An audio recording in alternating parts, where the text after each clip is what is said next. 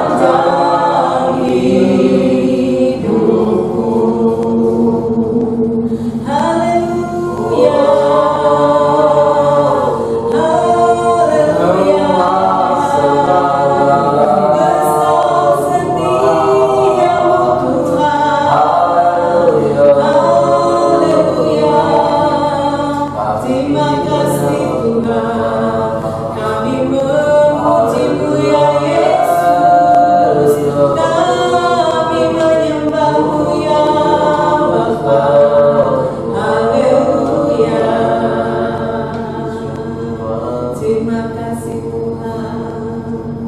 Mari kita bangkit berdiri. Kita mau menyatakan dengan iman bahwa firman Tuhan adalah berita untuk hidup kita. Amin. Tuhan, firman-Mu Tuhan, kita bagi bagiku, janji-Mu terdapat di jalan-jalanku, kebenaran-Mu menuntun setiap hari. Ku menantikan-Mu beri kekuatan baru, bukan lebat tinggi di awan, bersama-Mu dalam kemuliaan, sebagai lagu berlomba-lomba. Ku beramal dalam-Mu Tuhan, bukan lebat, bukan lebat tinggi di awan, bersama-Mu dalam kemuliaan, sebagai lagu berlomba-lomba. Ku beramal dalam-Mu Tuhan, bukan aman. Ku beramal dalam-Mu Tuhan, bukan aman. Ku beramal dalam-Mu Tuhan. Haleluya. Mari silakan duduk. Mari. Kita akan mendengarkan kebenaran firman Tuhan. Mari teman-teman siapkan hati kita. Terima kasih Tuhan, terima kasih Yesus. Terima kasih Tuhan, terima kasih Yesus. Hanya Kau-lah Tuhan, hanya Kau ya Bapa, Kau yang layak ditinggikan Tuhan. Terima kasih Yesus. Haleluya. Hanya Kau Tuhan penolongku, yang selalu setia bersamaku. Kasih-Mu yang selalu mengubah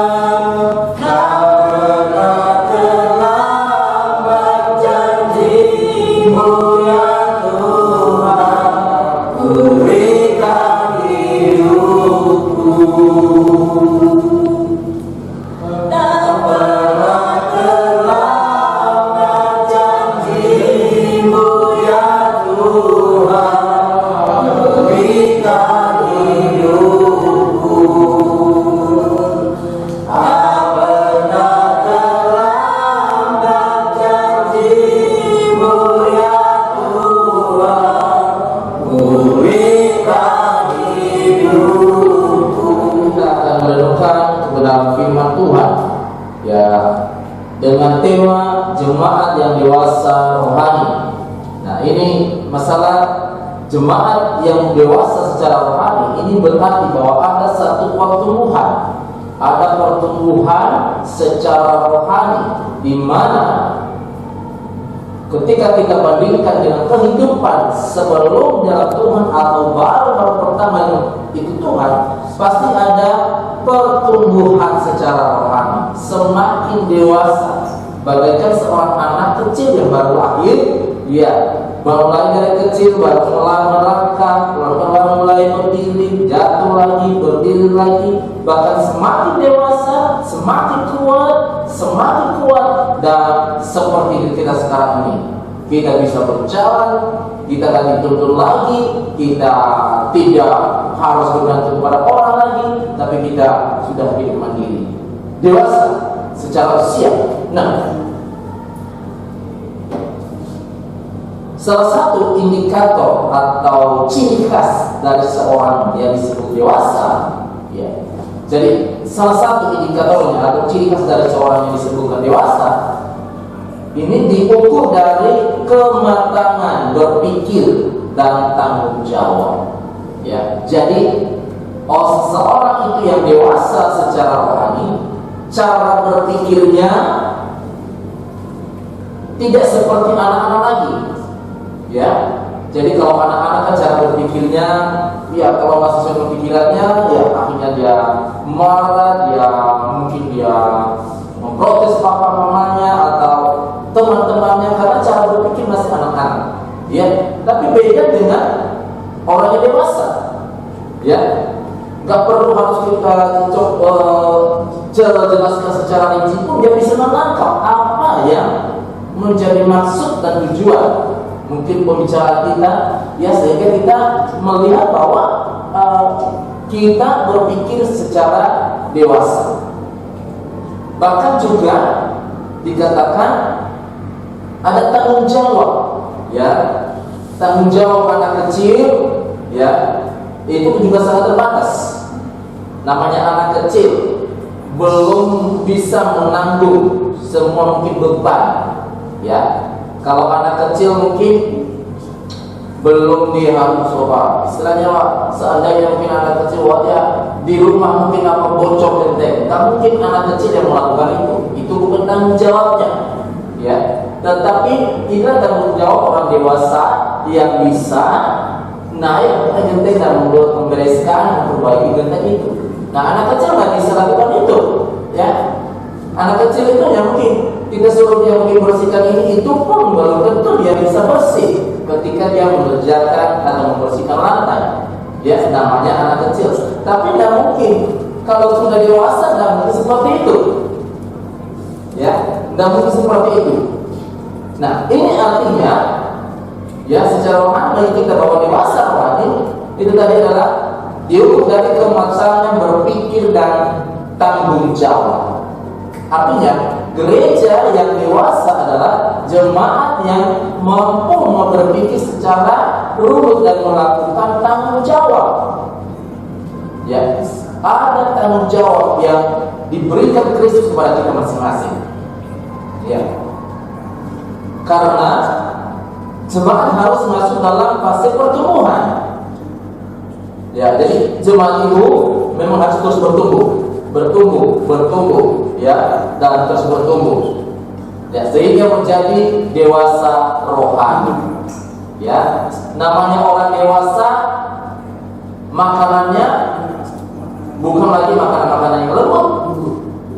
Nah, kalau itu makanan lembut hanya kalau kita sakit mungkin, ya, dokter katakan sarankan makan makanan yang lembut, ya, makan makanan yang seperti bubur.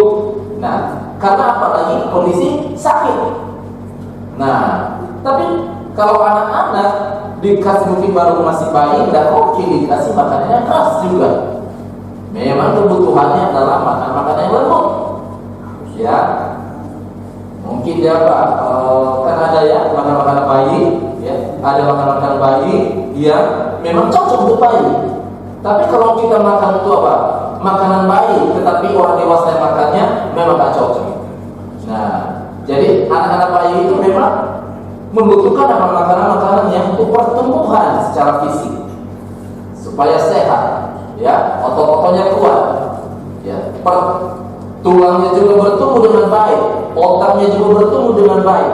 Jadi itu sesuai dengan kebutuhan, ya. Nah, kalau kita sebagai orang dewasa secara rohani juga demikian, ya, karena firman Tuhan yang kita terima kadang dengan keras, ya.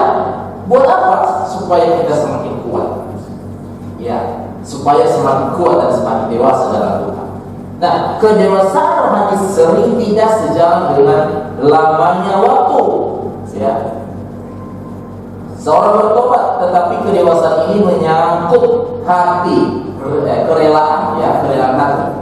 Jadi kalau orang itu kita bilang dewasa, ini berarti bahwa tidak juga terpaku kepada lamanya orang itu sudah Kristen, lamanya orang itu sudah menjadi jemaat, ya. Karena ada jemaat yang lama atau mungkin dia sudah agama Kristen mulai dari kecil, belum tentu dia dewasa secara rohani, ya. Tetapi kalau ada juga orang yang bertobat, dia sungguh-sungguh dengan rendah hati mau bertumbuh, itu bisa cepat menjadi dewasa rohani. Nah, di dalam Ibrani pasal 5, ya, ada gitu. Ya, jadi kita baca sama-sama. Ya, ini. Sebab sekalipun kamu ditinjau dari sudut suatu, sudah seharusnya menjadi remaja. Kamu masih berbuat kegiatan atas pokok dari kenyataan Allah, dan kamu masih memerlukan susu, bukan makanan keras. Sebab barang siapa masih memerlukan susu, dia tidak memahami ajaran tentang kebenaran, sebab dia masih kecil.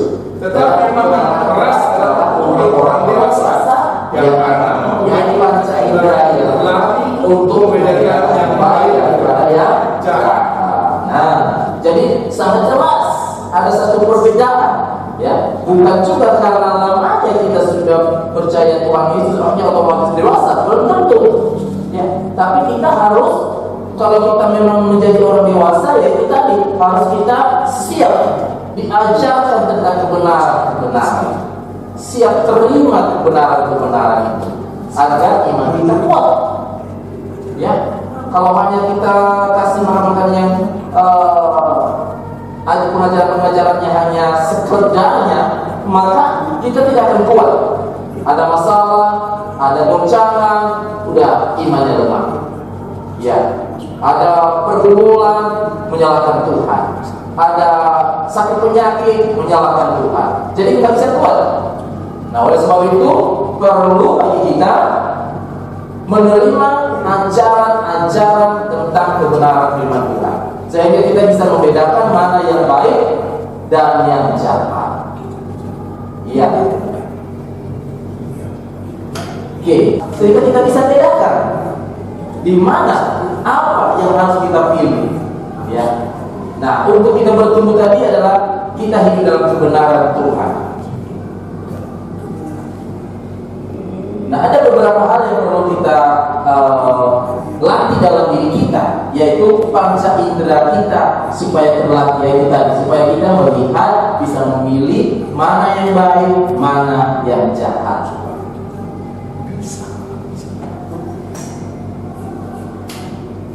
Nah, kita akan melihat ada beberapa hal menjadi ciri-ciri orang yang memiliki kedewasaan rohani. Yang pertama, ketidakdewasaan cenderungnya melakukan hal-hal yang bodoh. Iya, kecenderungan melakukan hal-hal yang bodoh. Iya. Nah, kalau di Efesus pasal 5, ya, Efesus pasal 5 ayat 15-17 dikatakan di situ adalah ini tentang apa? Orang-orang yang melakukan apa? Sesuatu dengan kebodohan atau kebebalan. Iya. Jadi di ayat dikatakan di situ bahwa saya akan bacakan aja ayat yang saya 15 ya, baca dulu 15-nya. Karena itu perhatikanlah dengan seksama bagaimana kamu hidup. Jangan seperti orang bebal, tetapi seperti orang arif. Dan pergunakanlah waktu yang ada, karena hari-hari ini adalah jahat. Sebab tidak jahat itu janganlah kamu bodoh, tetapi berusaha supaya kamu mengerti kehendak Tuhan. Nah, jadi ada dua poin yang dikatakan di sini adalah orang yang tidak dewasa dia cenderung melakukan hal yang bodoh, itu jangan seperti orang bebal. Nah, jangan seperti orang bodoh. Ya, ini dua perintah yang menyatakan sesuatu yang harus kita perhatikan dan tidak boleh dilakukan oleh orang-orang dewasa. Nah, jadi kita tahu kalau kita dewasa pasti kita tahu mana yang harus kita lakukan. Ya. Nah, dikatakan di sini yang pertama tadi, jangan seperti orang bebal. Istilah bebal, ya, ada istilah dalam bahasa Yunani-nya asopoi, ya, asopoi, ya, di mana artinya? Jadi arti bebal itu adalah orang yang tidak berakal, tidak berhikmat, ya, tidak punya hikmat, bodoh atau bebal, ya. Nah, jadi orang dewasa secara rohani tidak melakukan hal-hal yang bodoh, tidak seperti orang bebal atau tidak berhikmat, ya. Nah, secara praktis tidak melakukan kesalahan yang berulang-ulang atau kompromi dengan dosa. Nah, itulah orang yang arif, ya, tidak bebal, ya. Nah, yang kedua, selain dari seperti orang bebal, dikatakan yang kedua menyia-nyiakan kesempatan. Nah, dikatakan juga orang yang seperti ini, orang yang tidak dewasa, dia menyia-nyiakan kesempatan. Nah, ada dua, ya. Ada waktu yang ada di istilah waktu adalah kronos, ya. Ada waktu, ada kronos, yaitu seperti apa? Waktu-waktu itu Selasa, Senin, Selasa, Rabu itu terus berulang. Minggu depan ada lagi, ya. Minggu depan ada lagi Senin, Selasa, Rabu, Kamis itu, ya. Tapi ada satu lagi yang perlu kita perhatikan adalah kairos, ya, yang artinya adalah kesempatan. Nah, ya, artinya kesempatan. Ya, kalau kesempatan ini yang perlu kita rebut. Ya, orang yang dewasa dia harus rebut kesempatan ini. Untuk apa? Untuk bertumbuh. Nah, contoh saja, ketika kita mungkin saat ini kita bagaimana menjangkau jiwa, ya, bagaimana memberitakan firman Tuhan.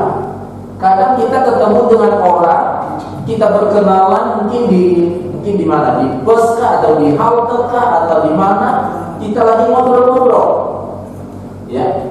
Nah, itu adalah kesempatan bagi kita untuk mengabarkan tentang kabar baik, ya, kabar baik tentang Tuhan, ya. Jadi itu adalah kesempatan, karena kita tidak tahu. Nah, jadi sekarang juga kalau Bapak Ibu, ini juga kesempatan untuk bertumbuh secara rohani, melayani, itu juga kesempatan, ya. Ya, demikian juga kita beribadah. Ambil ada kesempatan hari ini, itu adalah ibadah bagi kita, karena kita tidak tahu minggu depan masih bisa nggak kita ibadah, ya. Jadi adalah kairos, ya. Nah, ini yang perlu kita perhatikan. Jadi marilah kita pergunakan kesempatannya. Jadi jangan menyia-nyiakan, ya, jangan menyia-nyiakan selagi ada kesempatan. Karena ada lagunya itu kan, hidup ini adalah kesempatan, ya, ya, itu kesempatan. Kalau kesempatan berlalu lewat, kita nggak bisa tahan, ya. Hari kemarin kita nggak bisa tarik hari ini, ya. Minggu kemarin kita nggak bisa tarik hari ini. Jadi itu adalah kesempatan. Mari bisa berguna. Jangan sia-siakan, ya. Nah, jadi perlu bagi kita Firman Tuhan dikatakan di dalam Efesus tadi ayat 17-18, sebab itu janganlah kamu bodoh, tetapi usahakanlah supaya kamu mengerti kehendak Tuhan. Nah, ini yang perlu kita berusaha untuk mengerti kehendak Tuhan. Ya, bagaimana kita melakukan berusaha? Ya tadi, belajar firman Tuhan, baca firman Tuhan, ibadah setiap hari Minggu, untuk kita mengerti kehendak Tuhan dalam hidup kita. Ya. Nah, jadi kita harus melakukannya supaya kita kuat dan tangguh dan semakin dewasa. Ya. Terus ini poin yang kedua dari poin yang pertama tadi, ya. Ya, pertama tadi sudah, yang kedua sekarang kedewasaan rohani cenderungnya bertindak yang positif. Ya. Yang pertama tadi cenderungnya melakukan yang bodoh. Ya. Jadi bukan hanya secara positif, tapi benar. Ya. Tapi benar. Nah, dikatakan di sini tadi bahwa bagaimana kita seorang yang dewasa harus dipenuhi oleh Roh Kudus. Ya. Dipenuhi oleh Roh Kudus. Ya. Nah, ini kualifikasi, ya, orang yang memiliki kedewasaan rohani adalah orang yang hidupnya dipenuhi Roh Kudus. Orang yang hidupnya selalu Dipenuhi oleh Roh Kudus, ya. Jadi orang yang dewasa, jadi hidupnya itu dikendalikan oleh Roh Kudus. selalu dalam puasa. Setiap hari, ya, setiap hari. Nah, jadi makanya kita harus terus kuat di dalam Tuhan, belajar firman Tuhan, menyembah Tuhan, berdoa dengan sungguh-sungguh. Makanya tadi di ayat 18 katakan, dan janganlah kamu mabuk oleh anggur, karena anggur menimbulkan hawa nafsu. Ya, jadi kalau sudah mabuk anggur itu banyak hal yang buruk bisa terjadi. Ya. Tapi dikatakan tetapi hendaklah kamu penuh dengan Roh, ya. Jadi perlu kita harus penuh dengan Roh setiap hari. Nah, bagaimana kita penuh dengan Roh? Ya itu tadi. Kita harus bangun hubungan yang baik dengan Tuhan, hidup dalam kebenaran firman Tuhan, sehingga kita semakin kuat dan semakin kuat. Ya. Ya, selain daripada penuh dengan Roh, yang keduanya adalah tidak menyia-nyiakan kesempatan. Ya, itu tadi kesempatan tadi, ya. Ada dua tadi waktu, kesempatan. Ada dua waktu tadi, ya. Kronos dan Kairos.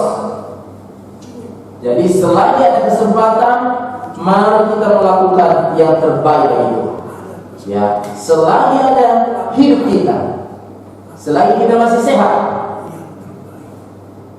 Ya. Kalau kita masih sehat, ya, mari kita lakukan yang terbaik itu. Ya, kalau semakin kita sehat, mari kita beribadah dengan setia. Ya, karena kita tak tahu minggu depan apakah kita masih bisa sehat atau enggak. Ya, kita tidak ada tahu. Tapi selagi ada kesempatan bisa sehat hari ini, ya, mari kita beribadah. Mari belajar firman Tuhan. Ya, makanya terus diingatkan jangan seperti orang bebal, ya, dan kita hidup bijaksana dalam hidup ini. Ya, harus hidup bijaksana. Jadi tadi kalau sudah dewasa, itu berarti bahwa dia bisa menata hidupnya. Ya, dia bisa menata pikirannya, dia bisa menata hatinya, dia bisa menata tingkah lakunya, karena dia adalah orang dewasa. Ya, orang dewasa pasti yang melakukan hal-hal yang bernilai kekal dalam hidupnya. Nah, oleh sebab itu perlu bagi kita sungguh-sungguh untuk tidak menyia-nyiakan kesempatan yang ada. Ya, ya, mari kita terus bertumbuh dan terus bertumbuh. Dan yang terakhir, ya, terakhir adalah figur orang yang dewasa dalam Kristus. Ya, figur, ya, Figur artinya contoh. ya, ini adalah itu tadi. Yang pertama adalah orang itu adalah dipenuhi Roh Kudus. Ya, dipenuhi oleh Roh Kudus. hidup dikendalikan oleh Roh Kudus. Ya. Selalu dalam kuasa apa? Roh. Jadi yang mengendalikan pikirannya, mengendalikan hatinya, mengendalikan tindakannya, yang mengendalikan perbuatannya, yang mengendalikan perasaannya adalah Roh Kudus, bukan dirinya sendiri, bukan perasaannya sendiri, ya, bukan hawa nafsu, bukan dunia ini, Bukan dunia. tapi Roh Kudus, Tapi apa? ya. Roh. Kita semua punya Roh Kudus kan?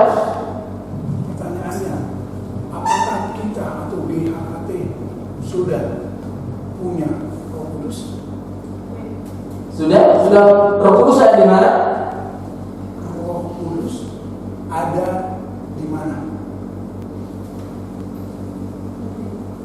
Di hati. Di dalam Iya, hidup. di dalam hidup kita, di dalam hati kita ada Roh Di Kudus. dalam hati kita. Nah, itu berarti bahwa hidup kita ini seharusnya dikendalikan oleh Roh Kudus. Dikuasai oleh apa? Apa? Jadi orang dewasa adalah orang yang tetap dipenuhi oleh Roh Kudus. Dewasa orang harus dikuasai siapa? Iya. Yang kedua adalah memiliki perkataan yang memuliakan Allah. Nah, orang juga dewasa Perkataan yang dikuasai firman Tuhan. Nah, dikatakan di sini, kedewasaan rohani adalah orang yang memiliki perkataan yang memuliakan Allah. Yang Ya. memuliakan nama Allah. Tadi di ayat 19 dikatakan, dan berkata-katalah seorang kepada yang lain dalam Mazmur. Kita harus berkata-kata dengan kuasa firman Tuhan. Kidung puji-pujian dan nyanyian rohani. Ya, nyanyi puji-pujian selain kepada Tuhan. Bukan omelan-omelan, amarah-amarah atau sikap hati yang baik. Ya, kata-kata. Nah, ini orang-orang yang dipenuhi oleh Roh Kudus, perkataannya dikendalikan. Kata-katanya berkata-kata yang kotor, kata-kata yang kasar, kata-kata yang tidak membangun, ya. Nah, makanya tadi dikatakan bahwa ada firman Tuhan dalam, janganlah ada perkataan kotor keluar dari mulutmu, tetapi pakailah perkataan yang baik untuk membangun. Ya.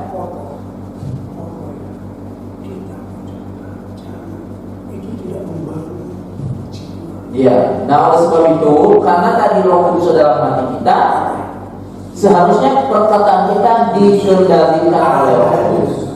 Ya, hal-hal yang benar, kata-kata yang baik, kata-kata yang membangun. Kata-kata kita harus membangun Ya. jiwa. Jadi orang dewasa, Orang dewasa ia berkata-kata benar, karena ia memiliki Roh Kudus dalam hatinya. dewasa punya Roh Kudus di dalam mana? Iya. Nah, menjadi pertanyaan bagi kita, apakah kita sudah menampakkan pola kehidupan yang menunjukkan bahwa kita adalah orang dewasa di dalam Kristus? Bukti. Iya. Jadi mari kita bertanya kepada diri kita masing-masing, apakah saya ini sudah dewasa atau belum? Masing-masing. Bukan saya bertanya kepada, tanya diri masing-masing. Apakah saya sudah menjadi bukti bagi orang-orang lain menjadi murid Yesus? Iya.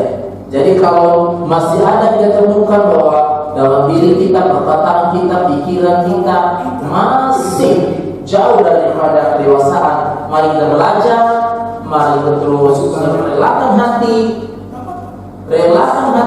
untuk dibentuk oleh Tuhan lewat firman Tuhan, ya, lewat ajaran firman Tuhan, melalui khotbah-khotbah, ya, melalui doa-doa, kita semakin kuat dan kita semakin dewasa di dalam Tuhan. Oke. Nah, jadi tema kita hari ini adalah jadi orang dewasa di dalam Kristus. Orang dewasa. Tunjukkanlah kita sebagai orang dewasa. Ya, kita bukan anak-anak lagi, tetapi kita adalah dewasa di dalam Tuhan. Ya, saya percaya bahwa oleh pertolongan Roh Kudus, mampukan kita untuk hidup dewasa di dalam Tuhan. Amin. Amin.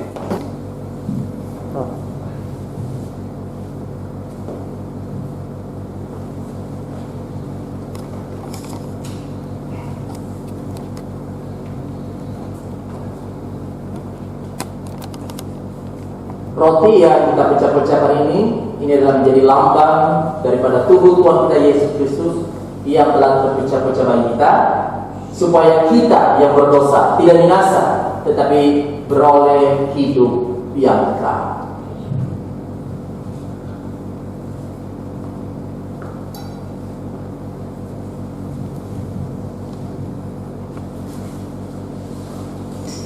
Cawan yang kita gunakan pada saat ini juga ini lambang daripada darah Tuhan Yesus Kristus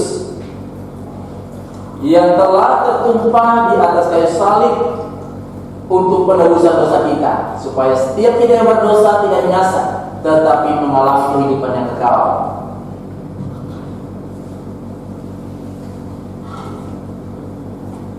Iya. Ambil dan bagikan. Mari kita angkat roti. Tuhan Yesus, terima kasih Engkau telah mati bagi kami, Engkau terpecah-pecah bagi kami, agar setiap kami ya Tuhan yang berdosa tidak mengalami penghukuman. Namun Engkau begitu mengasihi kami, Engkau telah menyerahkan hidupmu bagi kami, Engkau menderita bagi kami, supaya kami yang berdosa tidak binasa, tetapi beroleh hidup yang kekal. Terima kasih Bapa dalam surga, kami menyatu dengan Engkau Tuhan dalam kematian-Mu, dan kami mau makan roti ini di dalam nama Tuhan Yesus. Amin.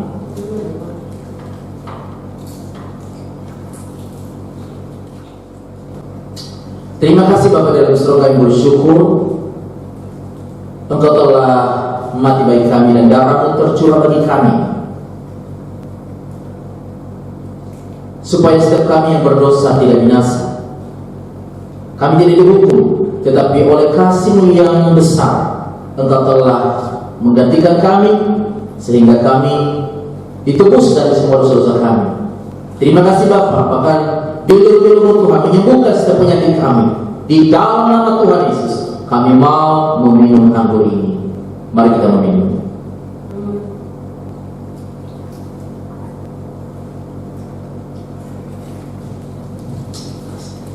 Mari kita bersyukur bersama-sama kepada Tuhan.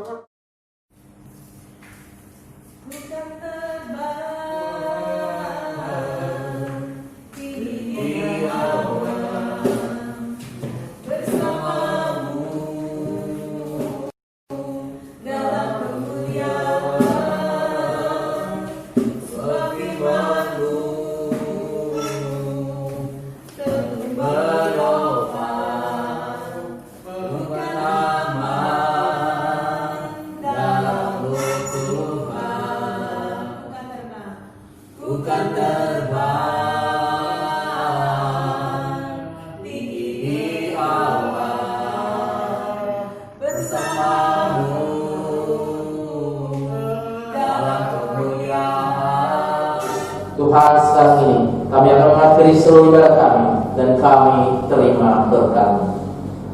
Kiranya berkat daripada Allah Bapa yang melimpah-limpah, berkat daripada Tuhan Yesus Kristus yang telah mengasihi kita, pertolongan, kekuatan, penghiburan daripada Roh Kudus yang menyertai kita sekarang ini sampai Maranatha. Tuhan Yesus memberkati. Amin. Hari haleluya. Haleluya. GHKT